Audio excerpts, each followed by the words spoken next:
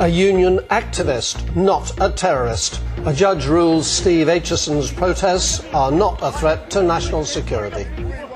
This man is a trade unionist, not a terrorist. This is about big business trampling over our human rights. An energy giant that tried to use the Terrorism Act to stop a demonstration outside a power plant has been told by a judge that claims protesters were a security threat were fanciful to the point of paranoia. Scottish and Southern Energy wanted an injunction to stop Steve Acheson and other protesters demonstrating outside the Fiddler's Ferry power station in Widnes, but the High Court refused the request. Lindsay Prosser reports. Steve Acheson says he's a trade unionist, not a terrorist. Scottish and Southern Energy say he's a threat to the security of their power plant. There have been regular protests outside Fiddler's Ferry power station in Cheshire for months. Steve Acheson, an electrician from Manchester, has been part of them. He's campaigned against the use of foreign workers and his dismissal from a subcontractor, which he claims was because he was on a construction industry blacklist. Scottish and Southern applied for an injunction to stop the pickets under the Prevention of Terrorism Act. In a statement they said, "We have taken the extremely rare action of applying for an injunction as a last resort to protect our staff and the security of our site." There have been concerns about the way the Prevention of Terrorism Act has been used. In 2005 there was a row when pensioner Walter Wolfgang was thrown out of the Labour Party conference. The Prevention of Terrorism Act was used to prevent him from returning.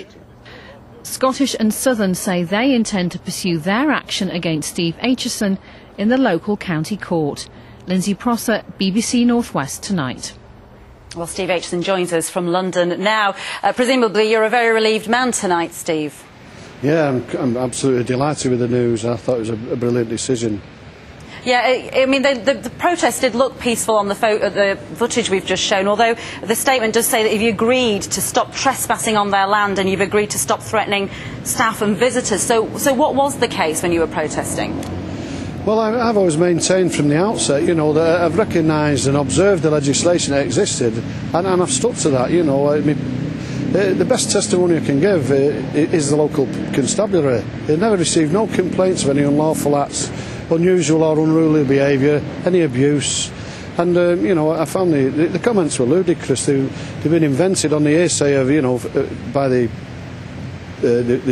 Paul Smith, the director, relying purely on information 200 miles away. Well, they do say that they're going to still pursue an injunction against you through the county courts. Are you worried about that? Well, I'm not worried, no, because I believe that, you know, we have a human right to this peaceful protest, and there's serious implications here, because, you know, what we're saying is, even when you're peaceful and you're abiding by the law, you know, well, we're not going to accept it. Basically, these have got tired of me being outside their power station, and I believe me peaceful protest has actually frustrated them. Yes, and yeah, you presumably will be carrying on. Thanks very much, Steve. I'm sure we'll talk to you again at some stage. That's Steve Acheson from London there.